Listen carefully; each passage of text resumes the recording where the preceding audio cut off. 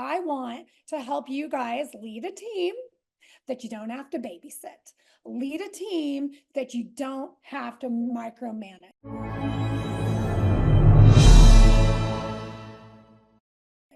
Can I get an amen? Is anybody looking for that? Amen. Okay, so I'm going to share my screen if that's okay. All right. All right, can you see it? Yes. Perfect. All right. Actually, I'm going to come over here because my light's in the way. Okay, so team leaders, how to lead a team. I don't have to babysit. Okay, so it's like, hey, you have to get all these Zoom things out of the way. Form a team that you don't have to babysit, right? This picture here, I love it because the team leaders that want a team, typically start with production. They're very busy and then they hire all these people. But then all of a sudden, you think that your life is going to get easy, but you're answering calls, at midnight, during dinner, when you should be on date night. You should be investing in your family. You should be investing in your mental, physical, spiritual health. But this is what happens, right? And when people call you, you're like, oh my God, why don't you know these things? Right? Like, God helps those who help themselves. And then you just stop wanting to answer calls. Can anybody relate here? That is really what happens with teams, okay? So I said it from the beginning, like if you don't lead them, you don't deserve them. And I have again seen so many people start teams, one prematurely because of their ego, okay, or start teams before they even had any systems. So I've seen teams that are super like strong in production. I don't even know how they survive because they don't have even a CRM. They don't have a follow-up system. They're just really busy and very influential, obviously, but they're not leading their team. So if you're a team leader now, just remember, if you don't lead them, you don't deserve them. But does that mean you have to lead them? It doesn't. It means you have to find someone to lead them, because the one thing that I found very true in this industry after 22 years is just because you're a great agent does not mean you're a great leader. Okay, so just because you're a great agent and you're a producer doesn't mean you're a great leader. You might think you're a great leader, but you will soon find out it's not working. Okay, so real leadership is being the person that others will gladly and confidently follow. Okay, so if you want to be a great leader, you have to ask yourself, are my people following me? Am I worth following? Would I hire myself? Okay. So when you are shaming, condemning, blaming your team for sucking so bad, okay, because we do that, right? A lot of times we do that. We're like, why does my team just suck so bad? A lot of times you actually have to look in the mirror and say, what is it about me that I have a sucky team? Okay. And guess what? If you have a great team, then you have a great team. And what is it about me that makes my team great? Because again, I've worked with great teams, I've worked with bad teams, and I myself have been a great leader and a horrible leader. And there's a couple times when I was in leadership, when I was running a Wells Fargo bank, when I was in my 20s, like I was like, oh yeah, like I'm doing all these sales, like I'm gonna tell people what to do. They better sell some equity lines. And if they don't, I'm gonna fire them. But guess what? Guess who management called in to fire? It wasn't them, it was me, because I was a toxic leader. But the good news is I was open. I was open because I cared about people, but I didn't even understand, like, why do these people have such crappy work ethic? Like, I don't even understand. Like, if you have a job, you should do what I tell you to do, right? But there is a way of communicating that leadership. Can anybody relate here? I can see Jeff going, uh huh. Everyone, yes. Has anyone here like been a toxic leader? Like you're a pretty great leader, but you've been pretty toxic and you're like, yeah, I have nothing good to say right now. Like I need to fire myself. And let me just tell you, you're going to have many of those days here in real estate. And the day you're like, I'll have someone call me and say, hey, Tanya, how's it going? I'm like, well, I'm going to give you a warning. I have nothing good to say right now. I'm just warning you. So when you have nothing good to say, do not answer the phone. Okay. That's the day you might want to give yourself a hall pass and be like, I'm going to take a drive. I'm going to go for a run. I'm going to get a massage. Like, I'm going to have some lunch because I am about to fire everybody. And then in the morning, I'm going to wake up and be like, what the hell did I just do? Like, I reacted instead of responded. Okay. So we'll talk more about that a little bit later. Okay. Leadership is influence, period. Okay. So you can influence, you've seen this with politics, right? You can influence in people in a negative way, and you can influence people in a positive way. But some people don't realize that they are leading, but they're leading down a toxic path. So this is where you have to check yourself before you wreck yourself, right? This is where you have to be self-aware. And guess what? We're adults here, right? If you've ever heard that saying, well, this is how I am, this is how I'll always be, then you probably shouldn't be a leader, right? You should not be leading people because we have evolved so much with, Tony Robbins and who is it? All the things Think and Grow Rich and Mahatma Gandhi and all the influencers that the superpower today isn't so much that you're a leader. The superpower is self awareness, right? It's change. It's knowing, like, I'm really good at this, but I'm kind of sucky at this, right? And guess what? That's called vulnerability. That's called when you can be aware of your weaknesses and you can communicate those, that right there will take you to the next level. But if you can't understand all of that and you're not open, you're not going to be a great leader.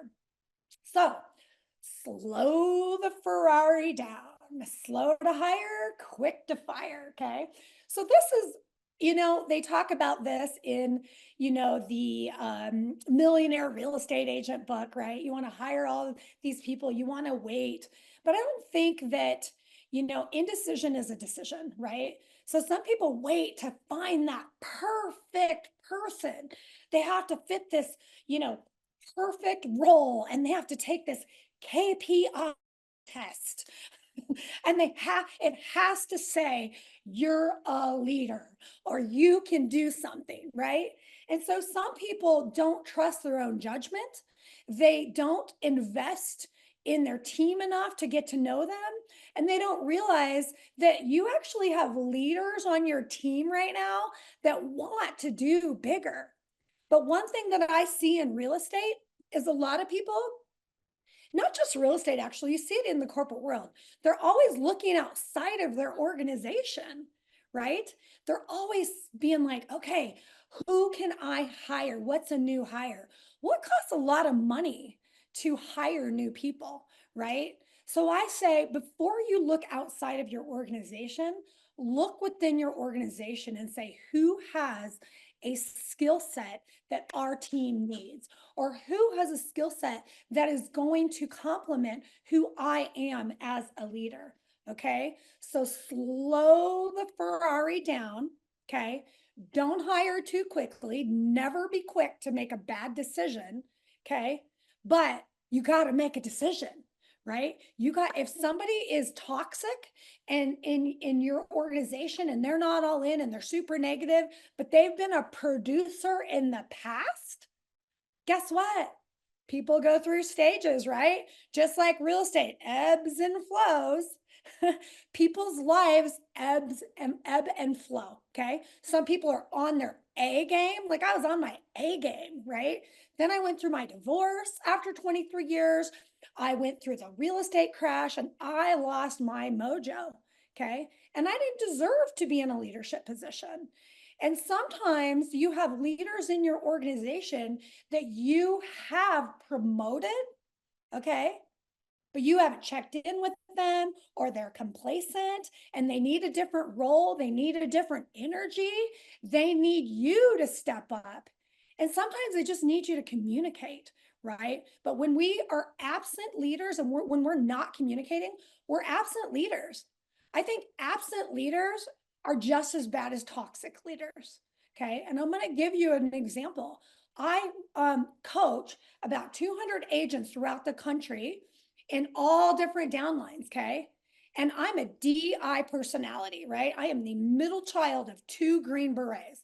And my brother said, two retired Green Berets. Sis, if you're a boy, you'd be a Green Beret. So I don't need to be micromanaged, right? But when I feel like I'm not hearing from my leadership team, I start getting uncomfortable. Like, am I doing a good job? Are they going to fire me? Do they like me? I don't even know. Like, I start getting super uncomfortable. And I had to check in with my team and say, hey, I don't need to be micromanaged, but can we just have a 15-minute stand up every week? And then when we do have the stand up, they're like, girl, we would not fire you. What are you thinking? I was like, oh, okay, I can relax. Okay. So do not be an absent leader. Okay. And do not be a toxic leader. Slow to hire, quick to fire. All right, let's talk about teams, right? All teams are not created equal. Okay, so there are people that actually have teams but don't think they're team leaders, right? They're like, I don't have a team. Well, yes, you do. You have a team. You have an admin, you have a transaction coordinator, you have a marketer. You're a team. And even if they're remote and they're not with you, you are still a leader and you have a obligation to lead your team, because if you don't lead them, you don't deserve them. Okay. So you have this tiny little mighty team, right? So the team of 2 or 3, those are teams that like they work well together, typically, sometimes, right? Some of them are partners that don't get along, but they're not on the same page, right? So you have these teams here that's a small team. Okay. You have your admin team, you got your marketing team, you got all these people, you got your remote team. Like, I have an incredible remote team. Okay. I also have a team. Amanda's part of that, right? We have our coaches leadership group, right? And we are a team that gets together and we collaborate, we share, we keep each other accountable, we cry sometimes, and we call each other out on our crap. Okay. So then right here on the top, you have this big team, right? So this could be a team of 5, 10, 50, 20, like Jeff was saying, 20 agents, right? This could be, a team that's local. Then you have this modern United States team. Okay. This is where a lot of the beauty happens, right? This is a team where a lot of people have come over to our organization because they're like, okay, I built a team for my ego, or I felt like I needed a team, and I grew this big team and I grew this expansion team, and I had to give them leads and I had to give them leadership, and everybody needed my branding, right? You think you know what people need. Everyone that comes to your team needs something different. And some people don't even need leads. All they need is leadership. They need energy. They need someone to motivate them. And I know, like, they keep saying, like, motivation's overrated, right? It's action. But some of us just need just the fire under our butt sometimes. And this team here, the modern team, that's the like rev share team, that's the like expansion teams throughout the country. That's what Amanda and Jeff have. They have teams within teams, right? So a lot of people will go, you know what? I'm going to disband my regular team. I'm going to build throughout the country, because guess what? I don't have to pay for all the leads. I don't have to babysit them. I have more money, right? And then I have leverage and, bigger reach, where you can expand your reach. So you have to figure out like what kind of team you want and what suits your needs, and like really where you want to go with that. Okay. So 6 reasons you aren't ready to lead a team, or you need a team reset. Okay. One is you have low self-confidence. I have found that there's some really good team leaders, but the reason why they were so toxic, they even said, Tanya, I'm paranoid, I'm jealous. And I'm like, oh my gosh, like, you should not be leading a team, right? Or you're a massive reactor. Usually the massive reactors are like the D's, the DIs, maybe the Scorpios. Like, I'm a Scorpio and I'm a D and I'm an I, right? I have to constantly teach myself how to not react. And then being the middle child of two Green Berets, it's not my fault, right? I just blame it on them. Okay. And this one is unconventional. Being a John Maxwell leadership coach, I teach personal growth. And a lot of times, the team leader doesn't need leadership skills or leadership training.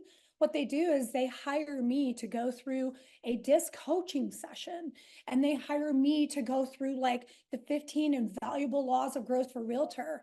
And they hire me because they're, you know what, Tanya? My life's a mess. My team's a mess. I want to fire my team. Guess what? Whenever someone says I'm going to fire my team and I do a disc coaching session with them, a lot of times I can tell right away, like, what's going on with your team. Are you like going through a divorce? Are you, having problems at home? And oftentimes I can tell someone like, you're a bully, right? A lot of times your life is a mess because you're bullying your team, but you're probably a bully at home too. And we all have our moments, right? But you need to step back from your team and you need to take care of your home life, right? You need to take care of your husband, your kids, your health. You aren't ready to lead a team if you have massive time management issues. Okay. I struggle with time management because it's not that I can't get things done. My grandma would always say, you like to put 10 pounds of crap in a 5-pound bag, right? And so sometimes you don't have time to lead a team because you can't even manage your own life. If you have financial issues, I've seen team leaders who have all these financial issues and think, if I hire a team, then they're all going to go make me money and then it's going to help me. But a team costs money. You have to invest in your team spiritually, with your spirit, with yourself, but also it takes money to make money, right? And then another reason why you wouldn't be ready to lead a team is because business partner issues. I see a lot of business partners that don't get along. They're jealous of each other. They're not on the same page. They can't even, show up to meetings.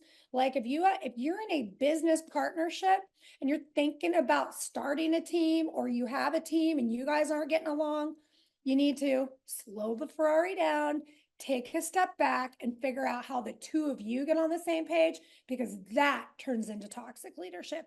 People can feel it. They know when you're not getting along, it makes them uncomfortable. And guess what? People leave people, not companies. They will eventually leave you. And it's not going to be cute. It's going to be a nasty divorce. Okay. So, 6 reasons you might be ready to lead a team. Okay. Too much business, right? You have too much business. You can't take care of your clients. You might be a control freak, but you're just like, you cannot do it all. There's only so much time in a day. Your personal life needs you, right? Going back to that, like your personal life, your family needs you, your husband needs you, right? I am just pro relationship because that's where you should start, right? God, family, business, okay? Or you're ready for more. I can't tell you how many people I talk to and they're like, this real estate thing just isn't for me, And I'm like, you know what? You want to know why? Because you're schlepping houses and like you have a dynamic personality. You should be leading a team. You should be speaking. You are one influential person, and just schlepping homes, right? And selling homes. Like if that's like if you're the type that wants more, then you need to be leading a team. And a lot of team leaders are I's and D's, but there are, contrary to popular belief, there are a lot of really, really great introverted leaders. And what I love about introverted leaders is they have systems, they got the leads going on, they let you do your thing, right? And some are great and some aren't. Just like the extroverted leaders, some are great and some are. Okay. And then another reason why you should lead a team is because people are asking you to lead. When are you going to start a team? If you start a team, I will be on your team, right? So take that as a hint that people respect you, they're following you, they want to be a team. And for me, as an I on the disc scale, I'm a collaborator. I don't like winning alone. Okay. I love winning with people. Like I do these events called Go Rucks. They're 24 and 12-hour fitness events. They're put on by Green Berets. And I've also done an Ironman, which is 140.6 miles. That's a solo event. Okay. Then there's these events here with all these people. They both suck equally. Okay. But I actually like the one where I get no sleep and I get to like cry, I get dirty and sweaty and just get smoked by Green Berets because I like to get smoked. I like to lose when I'm with other people, and I like to win with other people. So some people like to win individually, but some people need to win with other people. Types of leaders, okay? So there's three types of leaders. There's good leaders, okay? I want you guys to write down right now who are some of the best leaders, one or two of the best leaders you know, not just in real estate. Who are they? And then I want you to write down what is one of their main characteristics, okay? In the chat box, write down who is a great leader and why, okay? So these are leaders. These are my brothers right here to the left. Cliff, he just retired a couple years ago, 20 years in special forces. And then that's my nephew in the middle. And then that's my other brother on the right-hand side. And he retired after 28 years, okay? These are great leaders. And this is Chris Heller, the former CEO of Keller Williams, okay? And this is Chris Nolan. Chris Nolan is one of my business partners, and we've been working together forever, and I love his leadership, okay? But the reason why these guys are great leaders for a lot of different reasons, okay? The reason why my brothers are great leaders is because they lead from the front. From a Green Beret standpoint, my older brother taught me never be the last to stand up and the first to sit down. Never be the last to stand up and the first to sit down. If you're going to ask your team to do something, then you do it as well. What I love about Chris Heller is he's an introvert. He is an introverted leader that started teams before teams even started because he was like, I'm going to hire an admin. I'm going to hire this. And everybody around him said, you're a brand new realtor at 18. He's been doing real estate for like 35 years. You're a brand new real estate agent. You can't start a team. He's like, yes, I can. Right. And the one thing about him is he is highly respected. He is always there to help. He answers his phone. I just called him just the other day to say happy birthday. How are you doing? I can get anybody that wants to come to this organization on the phone with him. Okay. And you guys know a lot of leaders that are like, I don't have time for that. Okay. And then Chris Nolan just has the passion to lead. He just wants people to lead. But the problem with these leaders here, the military guys, they just get like, why? Like they want it more than you want it for yourself sometimes. Okay. And this picture here this is me and my brother. This is my brother carrying this dude. And this is my first 12-hour fitness event in Tokyo. And the thing is never be the last to stand up and the first to sit down. When you lead from the front, he leads these events that are 12 hours and 24-hour fitness events. And basically you can't lead these events until you actually do an event, right? So you're like, a lot of the Green Berets, you're like, I'm not going to do an event. Like I spent 28 years in the military. Like I'm paid to do that stuff. I'm not going to be with these people. Some leaders do what they need to do to get there. Okay. So then there's people that think they're great leaders, right? These are leaders that are like, oh my God, I have a brand. Like, have you seen my brand? Do you know who I am? Do you see all my trophies? Right? Do you see, like how much I'm earning? And like a lot of it is like they're broke, right? It's their gross, not their net. Okay. And I have a lot of these realtors that want to be celebrity realtors. I'm like, why do you want to be what the best? Because I want to be a celebrity realtor. Every time I hear celebrity realtor, I just want to like, really? Like, okay, I guess it's not about your people. Okay. So these are people that think they're great leaders because they're great producers. Okay. Hey, stay a producer, hire someone to lead your team. Okay. That's where you need to stay. You're good at that. Stay in your lane. Okay. Does anyone know that? Then these are the people that I love. These are emerging leaders. Okay. These are the leaders. Some of them are really quiet. They're just learning from you. But as my brother would say, when he's smoking me, because I have gone through events with him, be a doer, not a don'ter. Okay. These are the people that are showing up to meetings. These are the people that are taking the classes. These are the people that are not afraid to get uncomfortable. These are the people within your organization that are ready for something bigger. They're ready for you to say, you know what? You're so good at that. I think we should start you just create a signature talk and what you just did to get all of those people. Okay, just start there. You don't need to lead a bunch of people, but we want to hear your voice and what you have. Okay, so these are the people you really need to watch out for, because if you can get them to lead something, if you can affirm them and you can pour into them, they will grow your organization like crazy. Does anyone have anybody like that, where they kind of picked off little leaders here and there and you're like, wow, like this is crazy. I didn't even know. Kind of like Beyonce. When I think of that, I think of Beyonce, right? Beyonce is an introvert, right? But when she gets on stage, she has this alter ego, right? And there's a lot of performers like that. Like when you meet them, they're so shy. But guess what? Someone believed in them. Someone gave them an opportunity. So I want you guys to write down, this is your exercise. I want you to write down who in my organization has potential for more. Okay. Who has potential for more? And who do I need to make a phone call? Okay. Because this isn't just listening. You need to make that phone call. And first and foremost, you need to affirm them. Say, you know what? I'm calling you because I just thought about a few people. I have this exercise. You came to mind, and this is why. I would love for you to lead something and like this, have them do something like this. Okay. So 4 stages of team building. This is also a military term, okay? It's forming, storming, norming, performing. So when Green Berets go into Afghanistan, Kuwait, all of that, they go in with teams of 12, okay?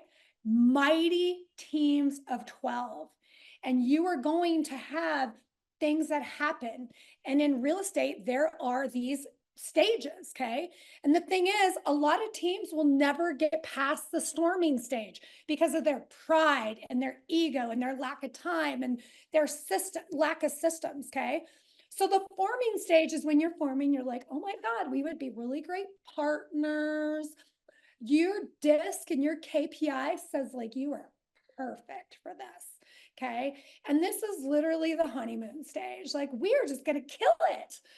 Has anybody been here?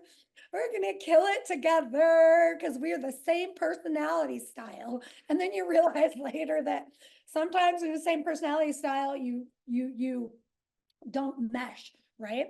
So this is the forming stage when you're hiring, everything looks peachy, okay? But here's what I want you to remember. Not everyone who starts with you will finish with you. Be willing to go without them if you have to, okay? Be willing to take that journey alone, but every single person on your team is here to give you a lesson, okay?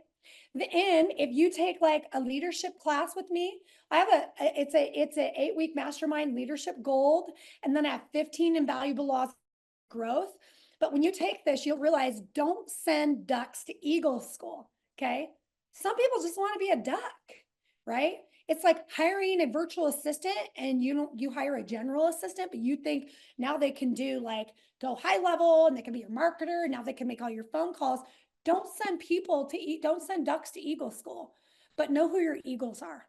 Okay. Know who your eagles are and know that when people leave you, it doesn't always have to be a divorce, right? Usually when teams separate, it is ugly. There's the slandering and there's this and there's this. I will tell you, when I work with teams, it's the first time they've ever actually parted with team members, right? That it wasn't like a crazy mess, because guess what? They will fire themselves. You don't have to fire them. There's a process and they'll go, you know what? You're right. I wasn't made out for this. And it happens. Okay. So our job is to recruit and attract, but we have to retain. Too many brokerages out there. I was a former team leader at Keller Williams. Too many brokerages are like, recruit, recruit, recruit. And they would, how many did you recruit? How many did you recruit? I'm like, you know what? I'm focused on retention over here. I'm going to recruit, but we got some good people over here. I'm not going to keep bringing in all these new people when I need to take some time to focus on these people. So you got to focus on retention. Okay. So then there is the storming stage. Okay. So first we're forming, right? Oh, this is so fun. This is the honeymoon. Then we go through the storming stage, right? Maybe the storming stage is someone comes to you and they're like, I'm leaving. I don't have enough leads. Right? Or, you know what? I don't like the way you talk to me.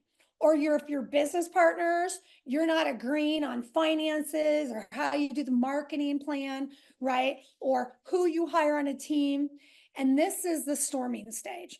This is actually a pretty magical stage. Okay. I'm sure you've seen it before where like maybe in a platonic relationship or if you're married, like you get through, you have this huge blow up and a huge fight, and you just want to kill each other. But later, you actually realize that you actually got something resolved because unresolved issues is like mold, right? So you have to be able to have hard conversations. And as a leader, you have to get comfortable with having hard conversations. And there is a way to have that, right? You need to sit down and we'll talk more about that. But you need to say, you know what? I care about you enough to have this conversation, right? I would rather talk to you now and rather have this conversation now and give you the opportunity to self-correct because I believe in you rather than fire you. But yesterday, I'm going to be honest with you. I actually wanted to fire you. But because I know that you have potential, I want to fix this and want to help us fix this so we can be a team. But they have to want it. Do you want it? Right? So why do teams fail? For a lot of reasons, but lack of planning, hiring the wrong people. They don't know their team. They don't take time to know their team. Lack of communication, lack of systems, lack of training, toxic leadership, and toxic work environments. And I see a lot of toxic work environments where the leader is more of an amiable S personality. They don't like to have hard conversations, but then their top producers just like running everyone, making everybody crazy. There's tons of gossip. Okay. Right now, if you have a ton of gossip in your team, the world is already a dark place. Have a policy where like we're not doing this. We're not talking about other people. Anything we talk about has to be productive. Okay. So, like I said, people leave people, not companies. Okay. You find a lot of people stay with companies even though they're not getting paid a lot of money because they feel like they've been seen. They feel like they've been heard. They feel like they've been valued. Okay. So you have two choices. You can communicate and resolve the conflict when you're in the storming stage, or you can let it breed resentment, distrust, and possibly part ways. Okay. So that a lot of times people just need a timeout, right? Like sometimes I'm like, I just need a timeout. Like I'm going to block you and I'm going to do all this stuff. And I'm actually saving you from me. So you got to know when you need to communicate and resolve conflict. You always should. And then otherwise, this is what's going to happen. Okay. Unresolved issues will spread like a slow wildfire. They will destroy everything in its path and become uncontrollable. Good teams won't have a chance at great success if hard conversations aren't had. Okay. It's time to have some hard conversations. Okay. So then here's the norming stage, right? The norming stage is all right. We got through the forming stage, we resolved some issues, and now things are normalizing, right? Now we know that I can't talk to you like that. Okay. And now we know, okay, if you're an amiable, I need to come up to you and affirm you and tell you how great you are. Then I need to have that conversation. Or I know that you need more from me, right? I know my team member came and they just need me to be more accountable. So now things are normalizing, work is it's business as usual. Okay. And then when things start normalizing, this is the DISC scale, right? You know what people's motivators are, right? This is where you should really focus. And this is what I do. A lot of people have had DISC tests, but no one's had a 2-hour coaching session on them and 90 days of coaching them. How do I like lean into my strengths and be aware of my weaknesses? I think you don't need to focus on your weaknesses. You need to be aware of them, right? But you need to lean into your strengths. So that's when you know what people's motivators are, right? He or she's motivated by winning and success. And this person wants like recognition. So I'm going to have them lead something, or I'm going to recognize them and be like, good job at making 20 calls. Okay. Or this person down here, the amiable personality, they just, want everybody to get along and they want us to be a family because they don't like tension, right? And this person who's an analytical just needs me to leave them the hell alone and stop micromanaging them. Okay. So, like, now that I know what people need, which you're not going to know unless you're really intentional about it, then you start performing. Okay. Forming, norming, storming, norming, normalizing, then you start performing. Okay. Performing is basically here when you perform, like everyone's in their zone, everyone's in their roles. Like I can tell you, you know what? You're not being a good leader today, and I need more from you. Or hey, you know what? Amanda, you came on the team when you started. You said you wanted this and this and this and this. Let's go back to your goals because your actions aren't meeting your goals. And because I love you and I appreciate you and I want you to have all these things. I want you to take your family to Disney World. I want you to do this. I want you to be financially independent. This is where you're comfortable with having hard conversations. Your feelings aren't going to get hurt. Okay. So then you continue to learn other people. Okay. So how do you lead a team without micromanaging? Is this helping anyone? Anybody? Okay, good. This is So what was that? this is amazing. Thank you. Oh, thank you. Thank you. And so I actually want to go into the comments really quick and just see like what you guys put with, okay. Let's see. Don't send your ducks to Eagle School. Yes. He's so great. Okay. Is an emerging leader. Let's go. Michael Jones. Let's go. Okay. You need to invest in Michael Jones. Always looking for future leaders. So much talent. Okay. Sydney and No are the future. Yeah. I see Sydney. Sydney, I love what you're doing because you're just like, you got all this energy and you're so young and like vibrant. Like, I'm like, oh my gosh, I wish I had a Sydney. Okay. Jeff, tearing up. Let's see here.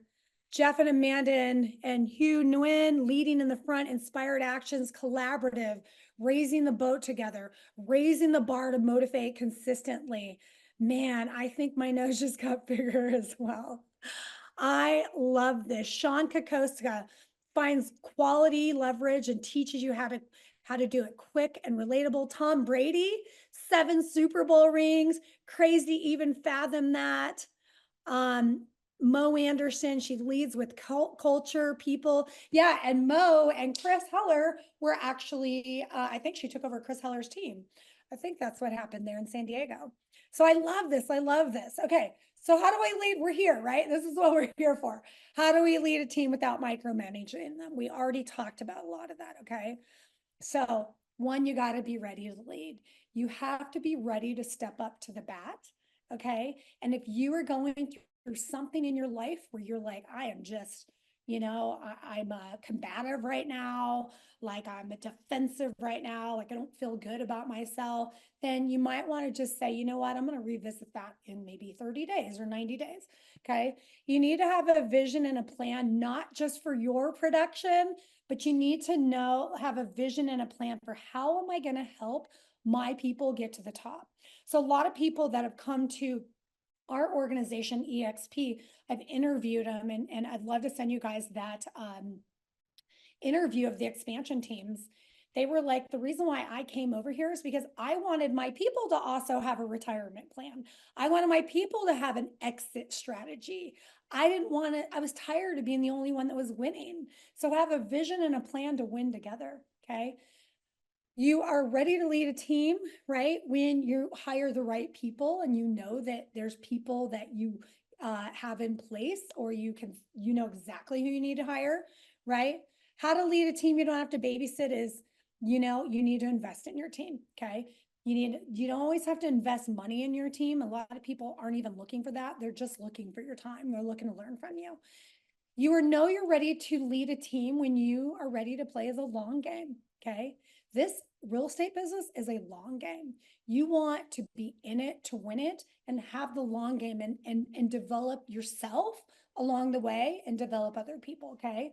You're ready to how to lead a team. You don't have to babysit when you're ready to hire some help, when you're ready to be all in, and when you have some systems to do that. Okay.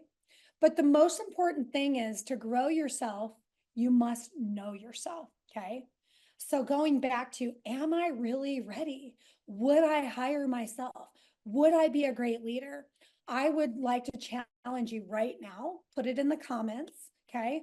What are your three top qualities? Okay. So what are your three top qualities? Okay. And then I'd like you to write down, what are three things they're holding my team back from my leadership? Okay. Or what are three things that I need to work on to be a great leader? Okay. So the thing is we have to earn our leadership every single day. Like it's one day you're like, okay, time to fire myself. Like I got to earn it again, because leadership again is influence, but leadership is respect. Like respect is lost and respect is earned. Okay. So make it intentional to help to grow yourself. If you're trying to take your team to the next level, or if you're trying to grow a team, or if you're trying to have like a team reset, rather than focus on them, focus on yourself. And that is literally the best gift that you can give yourself. And the best gift that you can give anyone in this world is your own personal development. Okay.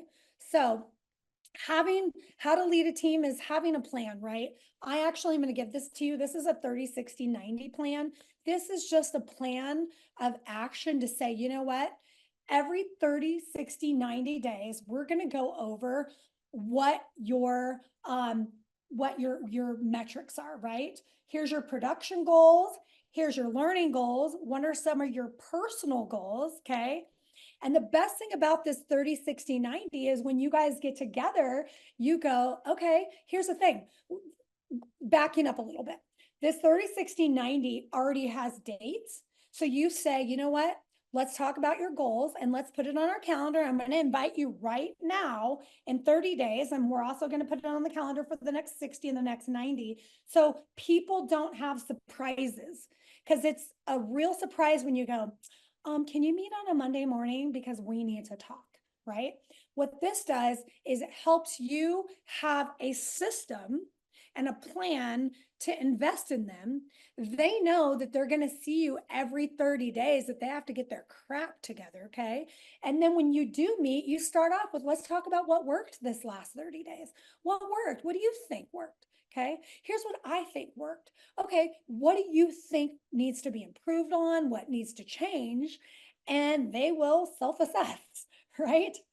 And then you either agree or you say, yeah, you know what? Here's what I think needs to change. Let's create a plan of action for every 30, 60, 90 days. Okay. So there is a book called The 12-Week Year. And the 12-week year basically is you just focus on 90 days. Your year, you have 4 years in a year. Okay.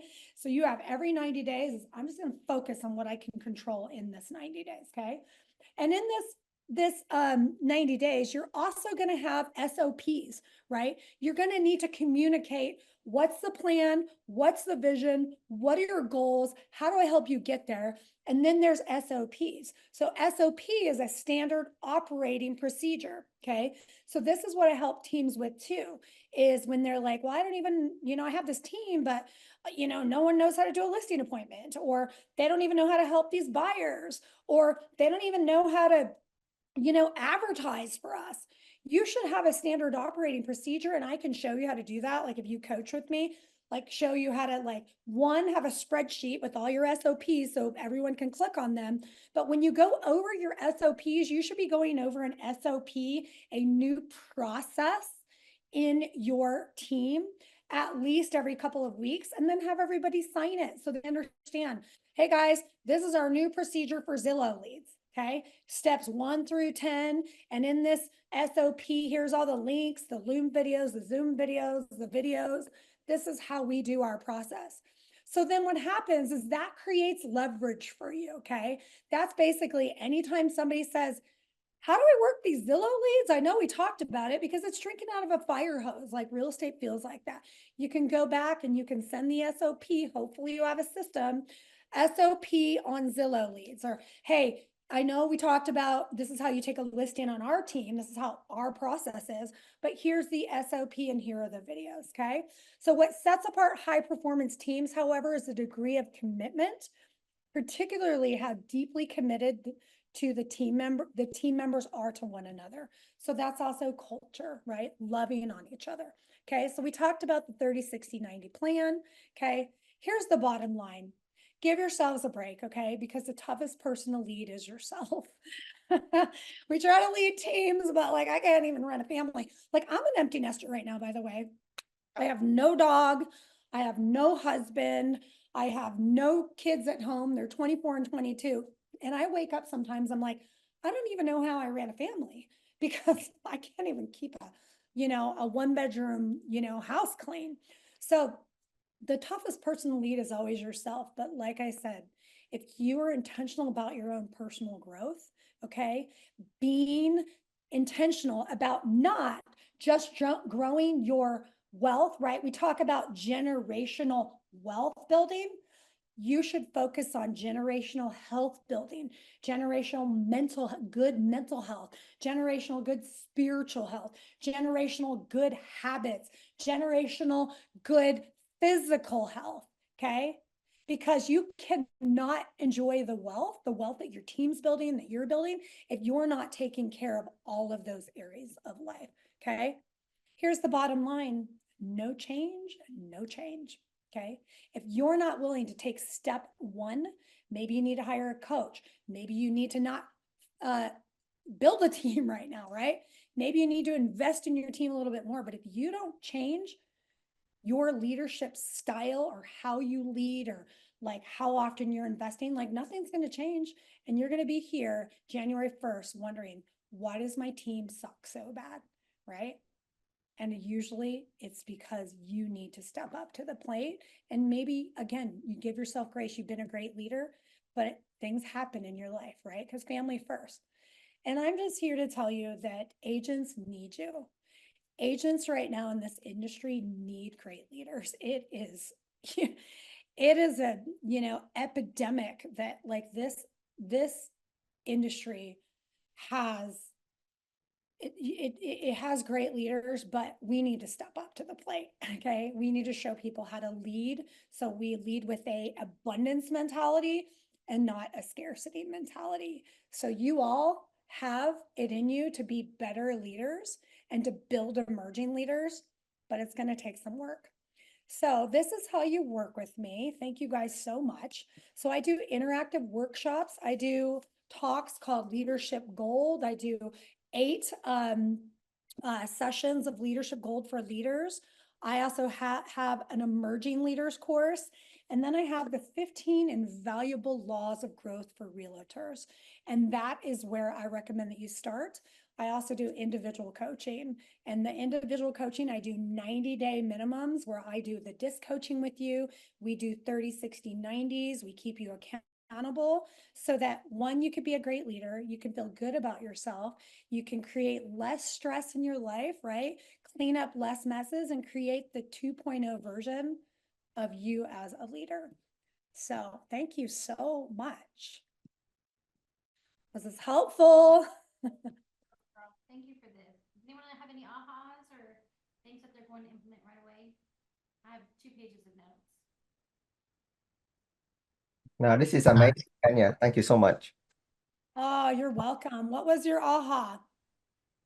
A lot, but I think focus on emerging leader is one of my aha. I need to get myself better in identifying emerging leader in my group.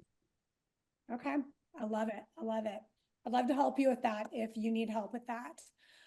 Helpful. What is the best way to communicate with all team members? I find myself constantly texting everyone. You need to have a system, you need to have a CRM. Also Facebook groups. Amanda's great with Facebook groups. A lot of people are on Facebook. I love Slack. When you're in Slack channels, right? You can create channels like here's a marketing channel. Hey guys, here's the lead channel, or here's like, upcoming events. I use several different things, but I love Slack.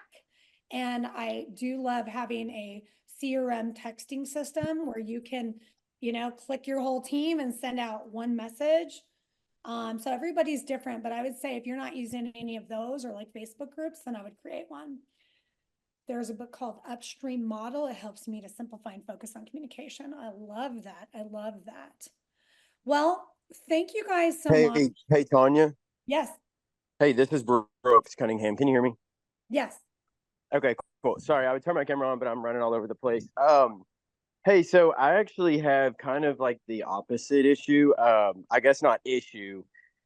Just kind of looking for your thoughts. So I have an agent. She's about a year in now, and she's really becoming like a rock star. She's really, really, really doing well. Well, I've poured a ton into her, and kind of in my head, I'm getting to the point where I feel like she's doing so well that she's going to be like, why am I splitting and why this and that? And so, do you have any tips on, I mean, and I know this is a really loaded question, but, retention and just, we've already changed her split and it's as good as I'm able to get it.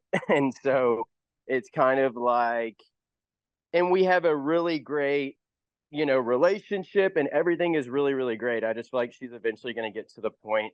If I were her, I would, as far as like, why would I still be here? Yeah, you have a quality problem. This happens with a lot of teams, and you're afraid that you're going to lose them because they too are like, I can do it on my own now. I just used you as a stepping stone. First of all, you're never going to prevent someone from leaving if they want to leave. But the first thing I would do is invest in them. Like a lot of teams that have a lot of people that have agents like that, they'll say, you know what, I think you are so great. I want to invest in you. I want to pay for a coaching session, or I want to, what do you need from me? Right. So one, invest in her, find out more, get to know her a little bit more, and get to know Right. like what she needs, because she may be one of those people. I have so many people right now that are on mega teams. They don't have any systems. They like having everybody do everything for them, and they could go out and start a team themselves, but they don't, because they love their family time. So one is the 4 laws of agreement. Never assume, right? Never assume what she needs until you ask her what she needs and she knows her goals. Okay. The second thing I would do is I would give her a role. I would empower her to be more invested in the team. And if she's doing really well, maybe she can mentor some of the other agents. And that's the way that she can make more money, because now she gets a split of their split. So you want to embed her into the team and make her feel important, and that she is part of the team and a decision maker. That's like the short answer. Love that. Okay. Awesome. And I Thank can you. help you with that if you want to hop on the phone. You don't know what people need until you really ask them. So don't assume. Absolutely. Thank you. You're welcome. Anybody else?